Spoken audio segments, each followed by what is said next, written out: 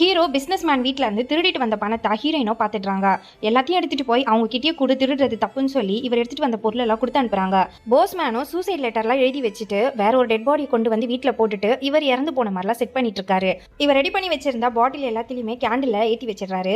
இந்த வீட்டில் ஃபேமிலியோட இருந்த சந்தோஷமான நினைவுகள் எல்லாம் யோசிச்சு பார்க்கறாரு. யாருக்கும் தெரியாம மறைச்சு வச்சிருந்தா கோல்டு கட்டி எல்லாத்தையுமே ஒரு சூட் கேஸ்ல எடுத்துக்கிறாரு. இப்போ இந்த வீட்டை விட்டே கிளம்ப போறாரு. ஹீரோவும் போஸ்மேன் வீட்டுக்கு வராரு. ஆனா முகம் தெரியக்கூடாதுன்னு குல்லா போட்டிருக்காரு. ஹீரோவோட கண்ணை பார்த்ததுமே போஸ்மேனுக்கு இது யாருன்னு தெரியுது. அன்னைக்கு ஃபங்க்ஷன்ல கிருஷ்ணர் வேஷம் போட்டிருந்த நபர்னு. ஹீரோவும் திருடின பொருள் எல்லாத்தையும் எடுத்து போஸ்மேன் கிட்ட கொடுக்குறாரு. இந்த காசை வச்சு அம்மாவை குணப்படுத்திடலாம், ஹீரோயினை கல்யாணம் பண்ணிக்கலாம், அவர் ஆசைப்பட்ட மாதிரி வேலையும் வாங்கிடலாம்லாம் நினைச்சிருப்பாரு. ஆனா எதுவுமே இப்போ நடக்காதுன்னு தெரிஞ்சு அவருக்கு கண்ணெல்லாம் கலங்குது.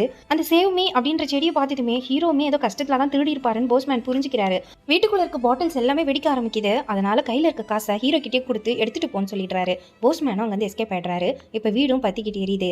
உள்ள இருந்த திருடனும் இப்போ நெருப்பு காயத்தோடவே எஸ்கேப் ஆயிடுறான். ஹீரோவோட வேலைக்காக 50,000 ரூபாய் லஞ்சம் கேட்டிருப்பாங்க. ஹீரோவுமே எடுத்துட்டு போய் கொடுத்துட்றாரு. போலீஸும் எரிஞ்சு போன வீட்டை பாக்குறாங்க. அங்க போஸ்மேன் எழுதி வச்சிருந்த லெட்டரை படிச்சு இறந்து போனது போஸ்மேன் நினைச்சுக்கிறாங்க.